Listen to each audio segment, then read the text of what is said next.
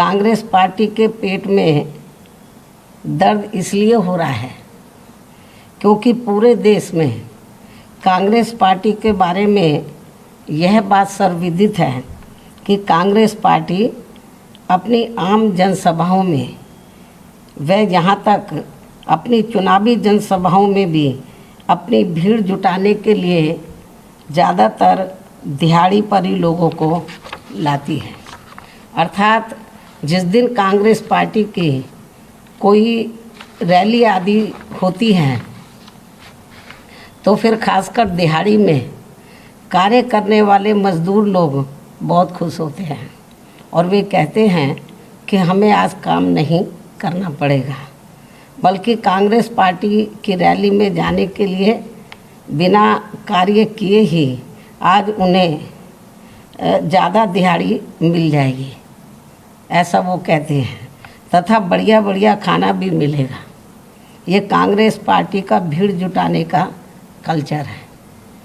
इससे समझा जा सकता है कि देश में आज कांग्रेस पार्टी के जनाधार की कितनी बुरी हालत है। इसके साथ ही देश के किसी भी राज्य में जब विधानसभा का आम चुनाव होता है या देश में लोकसभा का भी आम चुनाव होता है तो तब इनको खासकर यूपी जैसे कमज़ोर राज्यों में आसानी से चुनाव लड़ाने के लिए उम्मीदवार तक भी नहीं मिलते हैं। उनको खड़ा करने के लिए फिर कांग्रेस पार्टी बड़े बड़े पूंजीपतियों व धन्ना सेठों आदि से आर्थिक मदद लेकर उनको पैसा देकर खड़ा करती है। अधिकांश उनको पैसा देकर खड़ा करती है।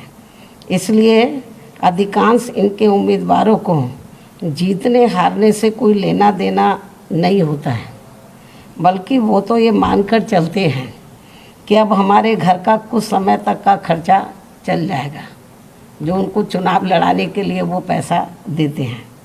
ये कांग्रेस पार्टी की दयनीय हालत नहीं है तो और क्या है।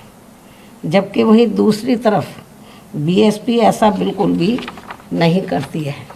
अर्थात बीएसपी कांग्रेस की तरह पैसा देकर पार्टी के लोगों को चुनाव में टिकट नहीं देती है, बल्कि चुनाव पर खुद अपना पैसा लगाने वाले लोगों को ही अधिकांश टिकट देती है, जिनका पार्टी के जनाधार को बढ़ाने के लिए हर प्रकार से योगदान होता है।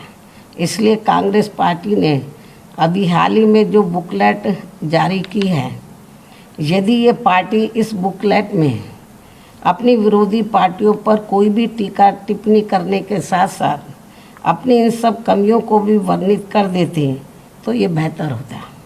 अर्थात इस पार्टी द्वारा दूसरे पर उंगली उठाने की बजाय इनको पहले अपने घर को ही ठीक कर लेना चाहिए।